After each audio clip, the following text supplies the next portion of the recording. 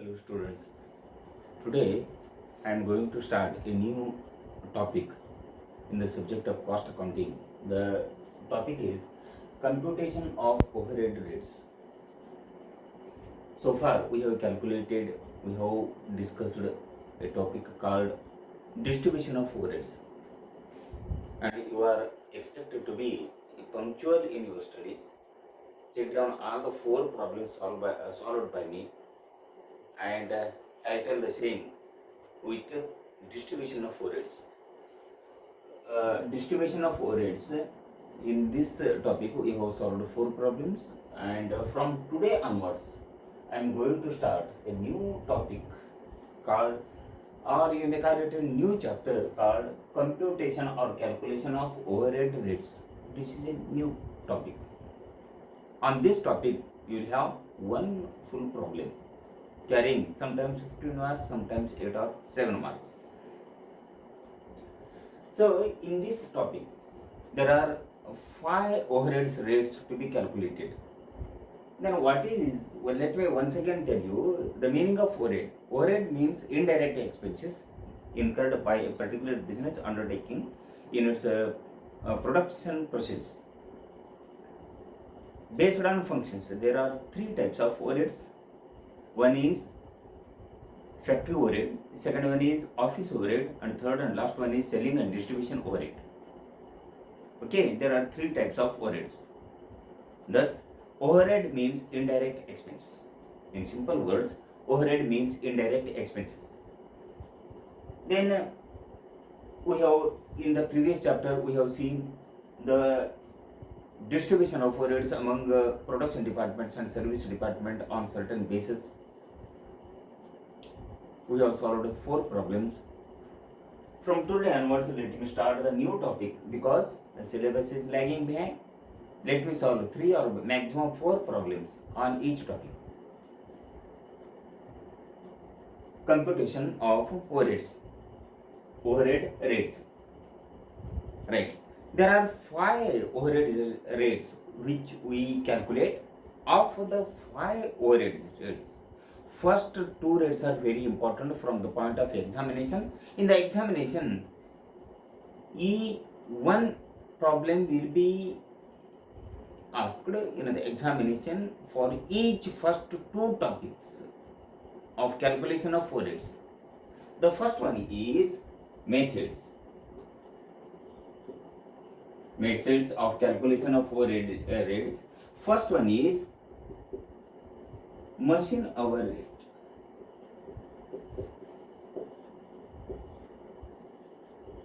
First one is machine hour rate. What is the meaning? Machine hour rate means rate of calculating cost of per machine per hour. What is the cost of working per machine per hour? One machine 1 hour is called as machine hour rate. Machine hour rate. Machine hour means working of a machine for 1 hour. Of a machine for 1 hour is called as machine hour rate. एक machine 1 तास काम केलं तर त्याला machine our म्हणतात. त्याला लागणाऱ्या खर्चाला काय म्हणतात? मशीन अवर रेट म्हणतात. पण प्रोसिजर आहे त्याला कॅल्क्युलेशन करायला. ह्यावर 100% एक प्रॉब्लेम असणार आहे एक्झामिनेशन मध्ये. 100% एक प्रॉब्लेम 8 मार्क अथवा 7 मार्कचा. Thus, machine hour rate means rate of working one machine for 1 hour. It is called as what we call machine hour rate. For example, here, take for example, it is total cost of working a machine divided by number of machine hours. Number of machine hours. For example, एक machine आहे, x म्हणणारे एक machine आहे. त्या मशीनचा एकूण आहे ना खर्च किती? 1 वर्षात 10,000 रुपये आहे म्हणून समजा. 1 वर्षात त्या मशीन आहे ना किती? दिस इज कॉस्ट ऑफ वर्किंग. आणि त्या मशीन काम किती तासासाठी केलेले 1 वर्षात? 1000 तास. समजा किती? 1000 तास काम केलेलं आहे. आणि 1000 तास काम करण्यासाठी एकूण 1 वर्षात आणि किती खर्च लागलेला आहे? कॉस्ट ऑफ वर्किंग म्हणतो. वर्किंग कॉस्ट म्हणजे आहे ना कामकाजाचा खर्च, काम करण्यासाठी लागलेले खर्च एकूण किती 10,000 तास आहे म्हणून समजा. मग किती झाले इथे भागाकार करायचं, तुम्हाला किती मिळते इथे ₹10 per hour equal to rupees. Therefore machine hour rate equal to ₹10 PH per hour. एक तासासाठी किती खर्च आला, एक तास साठी एक मशीन काम करण्यासाठी लागणारे खर्च इक्वल टू किती 10 रुपये. This is called as machine hour rate. Let me once again define it. Machine hour rate means cost of working one machine for 1 hour. एक मशीन एक तास काम करण्यासाठी लागलेले खर्चाला काय म्हणतात मशीन अवर रेट म्हणतात. खूप सोपे आहे आणि इंटरेस्टिंग सुद्धा हा chapter. This is called as machine hour rate. Once again बघा, machine hour rate means machine hour एक तासासाठी एक मशीन काम करण्यास केलं तर त्याला मशीन अवर म्हणतात. त्यासाठी लागणारे खर्चाला एक तासासाठी लागणारे खर्चाला मशीन अवर रेट असं म्हणतात. सेकंड आहे आता labour hour rate. Labour hour rate म्हणजे एक लेबर अथवा कामगार एक तासासाठी काम करण्यासाठी लागणाऱ्या खर्चाला काय म्हणतात लेबर अवर रेट म्हणतात. मीन्स डेफिनेशन काय म्हणतात, labour hour rate means cost of working और expenditure of working one labour यानी एक कामगार for 1 hour is called as labour hour rate. Cost of working one labour यानी वन लेबर म्हणजे कामगार आहे ते. लेबर म्हणजे इथे अर्थ अनेक आहे, त्यामध्ये एक अर्थ म्हणजे काय अर्थ लावायचे इथे कामगार. Cost of working one labour for 1 hour is called as labour hour rate. इथे कसा cost of working one machine for 1 hour is called as machine hour rate झालं. इथे cost of working one labour for 1 hour is called as labour hour rate. So कसं calculation कसं करतो, थोडक्यात हे ते लक्षात ठेवा. कॅल्क्युलेशन कसं करतो, समजा एक कामगार आहे, त्या कामगारांना एक महिन्याचा अथवा किती एकूण खर्च झाला किती एका वर्षात आणा एक 60,000 रुपये खर्च करतो म्हणून समजा equal to total labour cost equal to 60,000 rupees किती 60,000 आणि लेबर अवर्स इक्वल टू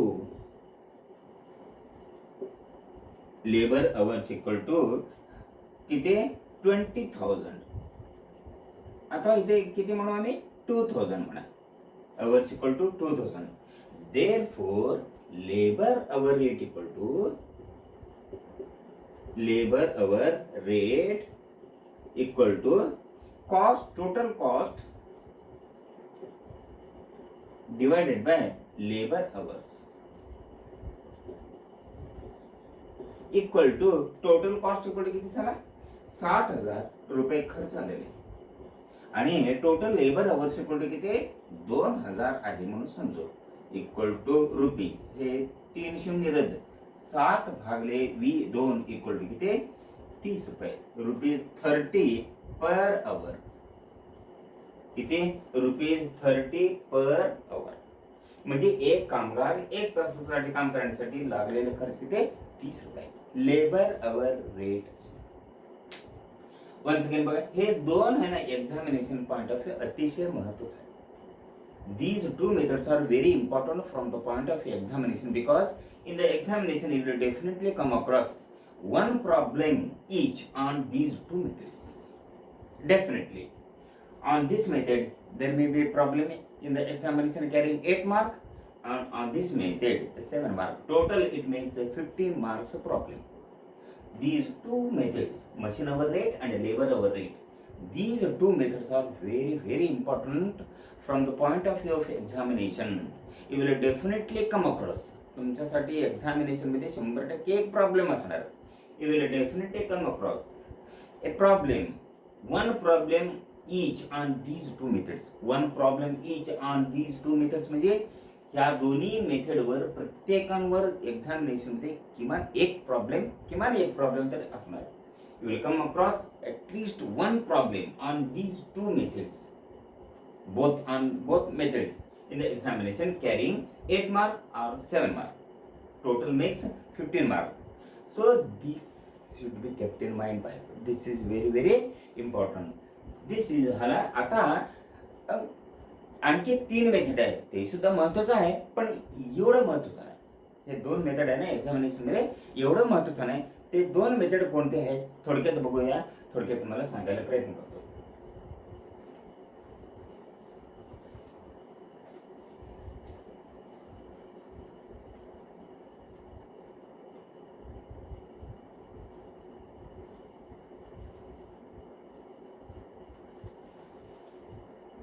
ते थर्ड मेथड आहे आणि फॉर्म्युला काय बघूया.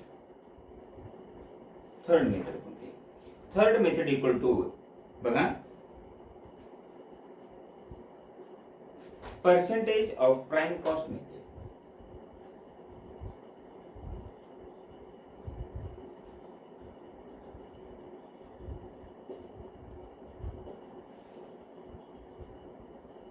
Percentage of prime cost method. Prime cost किती त्या आधार घेऊन आहे ना पर्सेंटेज कॅल्क्युलेशन करतो, नंतर रक्कम कॅल्क्युलेशन करतो त्या ओव्हरहेडचा. Example, in this method the percentage of prime cost is taken as a base for calculation of overheads, any overhead. In this overhead, percentage of prime cost is treated as a base for calculation of overheads. What is the formula here? Here formula equal to budgeted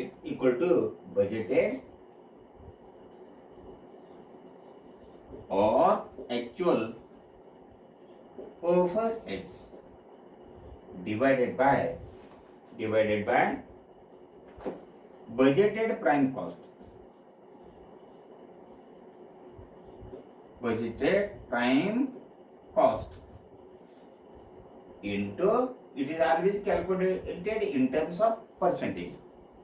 Percentage of prime cost method means in this method overhead rate is calculated taking prime cost as a base, as a percentage. Prime cost is overhead is calculated as a percentage of prime cost. In simple words, overhead is calculated as a percentage of prime cost in terms of percentages. What is the formula for this one? Budgeted or actual overheads, कुठल्याही प्रकारचे overhead असो, budgeted or actual overheads divided by budgeted prime cost. Budgeted म्हणजे अंदाज म्हणतो मी. Budgeted prime cost into 100. It is always calculated as percentage. It is always calculated as rupees. It is always calculated as rupees. हे लक्षात घ्या. So हे आहे ना सूत्र अतिशय महत्त्वाचं, तुम्ही लक्षात ठेवा. पण हे आधी तुम्हाला सांगितल्याप्रमाणे हे 2 मेथड अतिशय महत्त्वाचं आहे. अतिशय म्हणजे अतिशय महत्त्वाचं आहे. एक्झामिनेशन मध्ये स्वतंत्र पद्धतीने 2 प्रॉब्लेम ह्यावर असणार, ह्यावर आहे. So percentage of prime cost. In case of percentage of prime cost, the overhead is calculated as a percentage taking prime cost as a base. So this is the formula for that. And third one is just I am introduction. हे third, fourth आणि fifth आहे ना, हे तिन्ही overhead हे just ओळख करून देतो. एक्झामिनेशन मध्ये ज्यावेळी प्रॉब्लेम सॉल्व्ह करायचं बारी येतं ना, आता नंतरच्या चर्चेमध्ये गरज पडली तर बघूया. सिरियल नंबर 4 आता नेक्स्ट वन. सिरियल नंबर 4 कोणते येतं? नेक्स्ट वन बघा आता serial number 4, percentage of direct material cost. Percentage of direct cost method. Direct कॉस्टला आणखी एक नाव काय आहे म्हटलं? डायरेक्ट कॉस्टला आणखी एक नाव आहे, लक्षात घ्या. सो डायरेक्ट कॉस्टला प्राइम कॉस्ट सुद्धा म्हणतात. सो ह्यासाठी in this method overhead rate is calculated in terms of percentage and it is based on direct cost method. Direct cost किती त्यावर पर्सेंटेज म्हणून आम्ही घेतो. ते पहिलं कोणते बघा, फॉर्म्युला ह्यासाठी काय आहे? रेट इक्वल टू, कसं कॅल्क्युलेशन करतो मी थोडक्यात सांगायचं म्हणजे budgeted or equal to budgeted or actual overheads divided by budgeted or actual overheads divided by budgeted material cost into 100. हे सुद्धा किती टक्केवारीमध्ये कॅल्क्युलेशन, हे सुद्धा कसा टक्केवारीमध्ये. पर्सेंटेज ऑफ डायरेक्ट कॉस्ट मध्ये, in this direct cost method an overhead rate is calculated as budgeted or actual overheads divided by budgeted material cost. This is the fourth formula. Fifth थोडक्यात बघा, fifth and last one equal to direct labor method. Direct percentage of direct labor method. Last method, percentage of direct labor method. So in this case, overhead rate is calculated in terms of percentage, and it is based on the amount of direct labor cost. So the formula for this is factory overheads equal to factory overheads divided by direct labor cost into 100. In this way it is calculated. Factory overheads किती आहे बघा, direct labour cost किती आहे बघा. Direct labour cost इतका असताना factory overhead इतका आहे, तर पर्सेंटेज आणि कॅल्क्युलेशन करतो. त्या पर्सेंटेजवरून नंतर आणि इतर संदर्भात रक्कम आणि कॅल्क्युलेशन करतो. In this direct labour method, percentage of factory overheads is calculated on the basis of direct labor cost method. So ये पाचवा आणि लास्ट इथे 3% आहे, 2 रुपीज मध्ये याने कॅल्क्युलेशन आम्ही करतो. सो हे 3 मेथड आहे. As I told you already, of this 4 methods, third, fourth आणि फिफ्थ आहे ना, ज्या ज्या वेळी गरज आहे तेवढं कॅल्क्युलेशन करतो. एकदा गरज पडेल अथवा नाही पडेल अथवा येणार आहे म्हणून समजू, पण फर्स्ट आणि सेकंड मेथडवर कंपल्सरी एक्झामिनेशन मध्ये प्रॉब्लेम येणारच आहे. Once again let me define first method, machine hour rate. In case of machine hour rate we calculate cost of working one machine for 1 hour. Simple method. ह्याला formula आहे, ह्याला table आहे, आणि आज आहे ना व्हॉट्सअपवर ह्या मशीन अवर रेटचा टेबल आहे ना पोस्ट करतो मी आता नंतर थोड्या वेळात. Labour hour rate, in case of labour hour rate we calculate the cost of working one person for 1 hour. Cost of working 1 person for 1 hour is called as labour equal to worker. Labour equal to समजून घ्यायचं worker equal to worker hour rate म्हणतात तर जवळच्या. In case of labour hour rate we calculate cost of working 1 worker in a factory for 1 hour. It is called labour hour rate. आणि नंतरचा ना 3, 4 आणि 5 आहे ना, नंतर आहे ना थोडी ज्या वेळी प्रसंग आहे ना त्या वेळेने कॅल्क्युलेशन करू. आता आजचं हे चर्चा तुमचा व्हॉट्सअप ग्रुपवर हे लिंक सुद्धा पाठवतो, त्याबरोबर आहे ना. आता टॉपिकचं नाव मध्ये ना गोंधळून जाऊ नका तुम्ही. नवीन चॅप्टर सुरुवात आहे आजपासून. आज तारीख किती, डेट इक्वल टू 12/10/2020 ला नवीन टॉपिक सुरुवात झाला, यानी न्यू टॉपिक ओव्हरहेड रेट्स. त्यामध्ये जनरल चर्चा आज झालं. ओव्हरहेड रेट्स मध्ये उद्यापासून सुरुवात करतो मी मशीन अवर रेट. पहिला 2 अथवा 3 प्रॉब्लेम सॉल्व्ह करतो. लेबर अवर रेट 2 अथवा 3 ह्या प्रॉब्लेम सॉल्व्ह करतो. त्यावर प्रॉब्लेम असं काही सॉल्व्ह करत नाही, ज्यावेळी गरज पडेल आता क्वेश्चन पेपर मध्ये असलं तर त्यावर सुद्धा घेऊ. फर्स्ट मेन थ्रस्ट जास्त महत्व कशावर देतो मी, आणि मशीन अवर रेट आणि लेबर अवर रेट. आज ह्या बरोबर तुमचं व्हॉट्सअप ग्रुपवर आता मिळणार आहे तुम्हाला कोणते statement of calculation of machine hour rate म्हणून. Statement of calculation of machine hour rate आहे. त्या रेट आहे ना, ते टेबल आहे ना, तुम्ही लक्षात घ्या. त्यामध्ये 2 प्रकार आहे मशीन अवर रेट मध्ये. पहिला कोणते, स्टँडिंग चार्जेस म्हणून. त्यामध्ये 2 वेगळे मशीन अवर रेट कॅल्क्युलेशन करताना 2 आहे ना चार्जेस आहे. पहिला चार्जेस कोणते मशीन अवर रेट मध्ये थोडक्यात बघितलं मशीन अवर रेट कॅल्क्युलेशन करताना स्टँडिंग चार्जेस दोन शब्दाचा ओळख करून देतो standing charges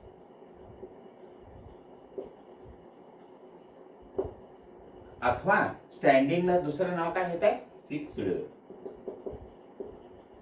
fixed charges serial number 1 machine hour rate calculation करताना त्या स्टेटमेंट मध्ये ना दोन प्रकारच्या खर्चाचा विभागीकरण होतो while calculation of machine hour rate we prepare a statement. The statement is called as a statement of calculation of machine hour rate. In that statement there are expenses are classified into two parts. First one is standing charges. Standing charges means standing चा अर्थ इथे काय लावायला पाहिजे fixed आणि second one आहे machine expenses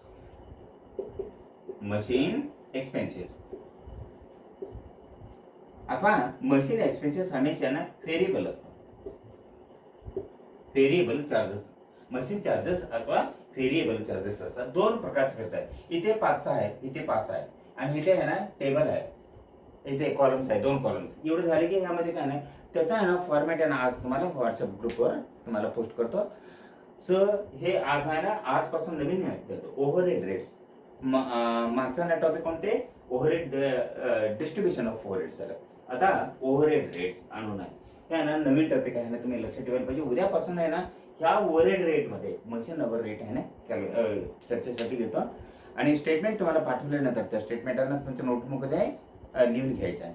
that is all. Thank you. Tomorrow will continue.